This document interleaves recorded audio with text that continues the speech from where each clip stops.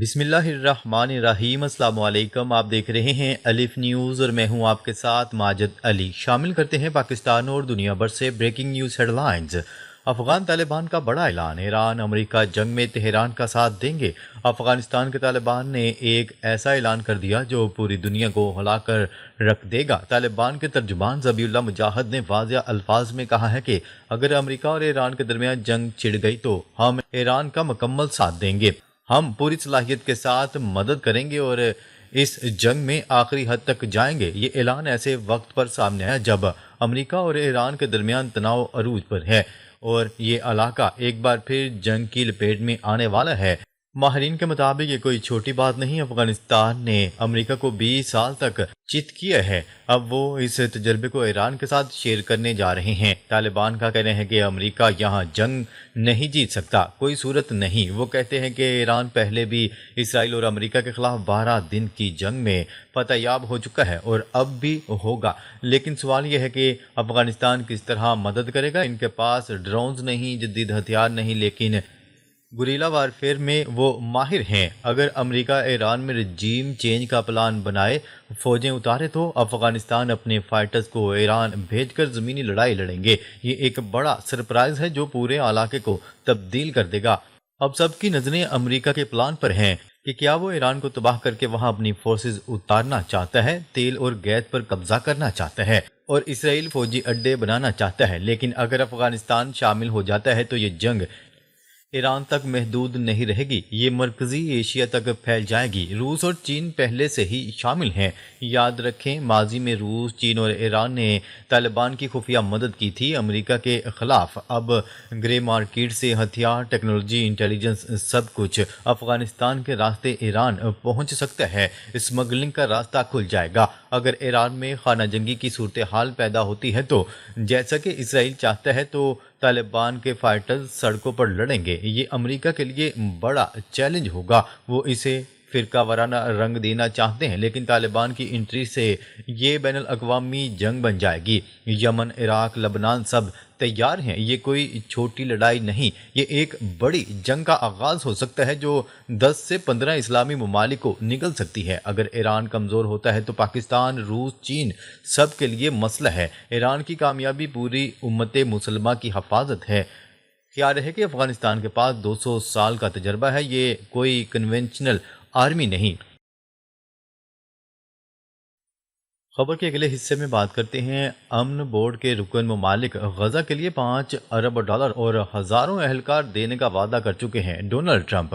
امریکی صدر Donald Trump نے کہا ہے کہ وہ جمعرات کو باضابطہ اعلان کریں گے کہ بورڈ آف پیس کے رکن ممالک غزہ میں تعمیر نو اور انسانی امداد کے لیے $5 ارب کی رقم دینے کا وعدہ کر چکے ہیں۔ اپنے social media platform Truth Social پر جاری بیان میں صدر ڈونلڈ ٹرمپ نے لکھا کہ رکن ممالک نے اقوام متحدہ کی منظوری سے قائم کی جانے والے اسٹیبلائزیشن فورس اور مقامی پولیس کے لیے ہزاروں اہلکار فراہم کرنے کا بھی عزم کیا ہے۔ صدر ڈونلڈ ٹرمپ کے مطابق جمعرات کو ہونے والا یہ اجلاس اس گروپ کا پہلا باضابطہ اجلاس ہوگا جو ڈونلڈ ٹرمپ انسٹی ٹیوٹ آف پیس میں منعقد ہوگا۔ اجلاس میں 20 سے زائد ممالک کے وفود شرکت کریں گے۔ خیال ہے کہ ترجمان دفتر خارجہ کا کہنا ہے کہ وزیراعظم شہباز شریف بورڈ آف پیس کے اجلاس میں شریک ہوں گے۔ وزیر خارجہ اسحاق ڈار بھی وزیر اعظم کے ہمراہ ہوں گے۔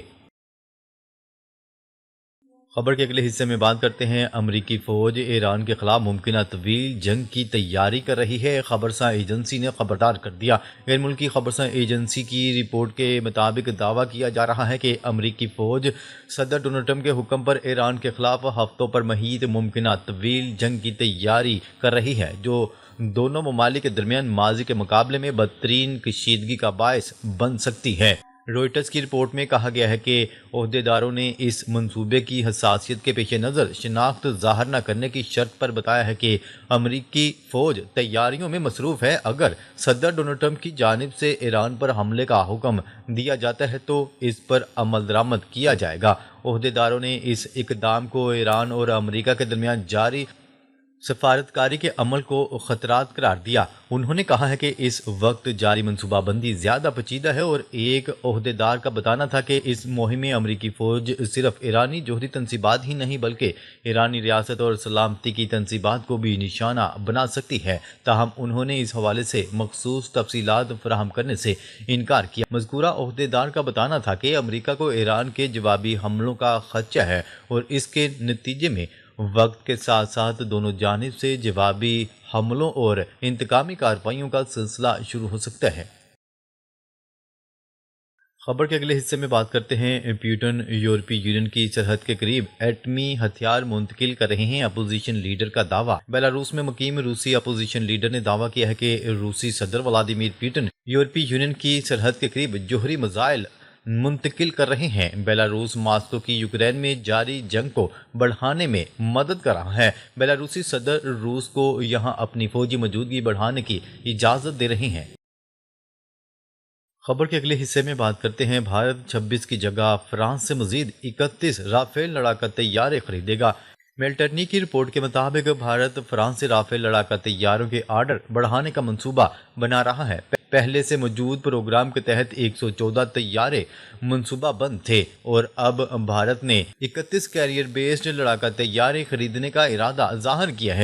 رپورٹ کے مطابق ریلائنس ڈیفنس اور Hindustan Aeronautics Limited production partners Rafale لڑاکا طیارے کے فریم بھارت میں تیار کریں گے، جبکہ فرانس بعض اجزاء اور جدید ہتھیار بنانے کے حقوق بھی دے رہا ہے۔ اگر یہ معاہدہ حتمی ہو جاتا ہے تو بھارت کے آرڈر کردہ رافیل طیاروں کی کل تعداد 145 ہو جائے گی۔ اس سے پہلے 2016 میں بھارت نے 36 رافیل لڑاکا طیارے خریدنے کے لیے فرانس کے ساتھ بین الحکومتی معاہدہ کیا تھا، جس کی مالیت 7.87 ارب یورو تھی اور پوری شپمنٹ کی فراہمی مکمل ہو چکی ہے۔ 2025 میں بھارتی نیوی کے لیے 26 نئے رافیل لڑاکا طیارے بھی آرڈر کیے گئے تھے۔ خبر کے اگلے حصے میں بات کرتے ہیں۔ اسرائیل نے مقبوضہ مغربی کنارے کو ریاستی ملکیت قرار دینے کی منظوری دے دی۔ اسرائیلی حکومت نے مقبوضہ مغربی کنارے کے وسیع علاقوں کو ریاستی ملکیت قرار دینے کی منظوری دے دی ہے۔ غیر ملکی میڈیا کی رپورٹ کے مطابق اسرائیلی حکومت نے اپنی جارحیت کو برقرار رکھتے ہوئے مغربی کنارے کے وسیع علاقوں کو ریاستی ملکیت قرار دینے کی منظوری دی ہے۔ میڈیا رپورٹس کے مطابق فیصلے کے تحت زمین کے اندراج کا عمل دوبارہ شروع ہوگا، جو 1967 سے معطل تھا۔ فلسطینی کو ملکیت ثابت کرنے کے لیے دستاویزات جمع کروانا ہوں گی۔ دوسری جانب اسرائیل کی جانب سے جنگ بندی کی خلاف ورزیاں بھی جاری ہیں اور غزہ پر تازہ حملوں میں مزید 11 فلسطینی شہید ہو گئے ہیں، جبکہ لبنان شام سرحدوں پر ڈرون حملوں میں 4 لبنانی شہری شہید کر دیے گئے۔ خبر کے اگلے حصے میں بات کرتے ہیں۔ بھارت نے روس سے تیل خریدنے سے انکار کر دیا، مارکو روبیو کا دعویٰ۔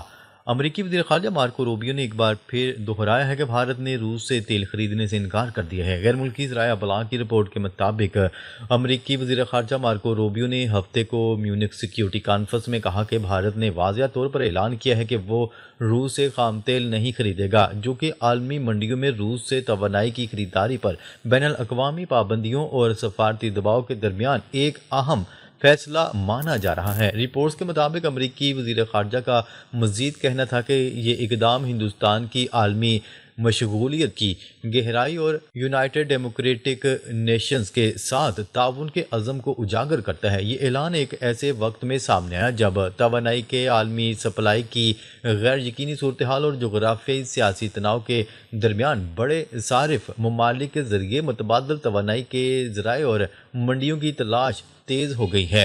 قابل ذکر ہے کہ فروری کے شروع میں بھارت کے ساتھ تجارتی معاہدوں کا اعلان کرتے ہوئے ڈونلڈ ٹرمپ نے دعویٰ کیا تھا کہ ہندوستان نے روس سے خام تیل نہ خریدنے پر رضامندی ظاہر کی ہے۔ اس کے بعد سے امریکہ نے بارہا دعویٰ کیا ہے کہ ہندوستان روس سے تیل خریدنا بند کر دے گا۔ خبر کے اگلے حصے میں بات کرتے ہیں۔ ڈونلڈ ٹرمپ کا ایران کے میزائل پروگرام پر اسرائیلی حملوں کی حمایت کرنے کا اعلان۔ امریکی میڈیا کے مطابق صدر ڈونلڈ ٹرمپ نے کہا ہے کہ ایران کے میزائل پروگرام پر اسرائیلی حملوں کی حمایت کریں گے۔ یہ بات انہوں نے دسمبر میں نتن یاہو کے ساتھ فلوریڈا میں ایک میٹنگ کے دوران کی۔ رپورٹ میں بتایا گیا ہے کہ ڈونلڈ ٹرمپ نے اسرائیلی وزیر اعظم کو یقین دہانی کروائی ہے کہ اگر ایران سے ڈیل نہ ہو سکی تو بیلسٹک میزائل پروگرام پر حملوں کی حمایت کریں گے۔ ناظرین، اب تک کے لیے اتنا ہی۔ مزید خبریں لے کر بہت جلد آپ کی خدمت میں حاضر ہوں گے۔ تب تک کے لیے اپنا خیال رکھیے گا۔ اللہ نگہبان۔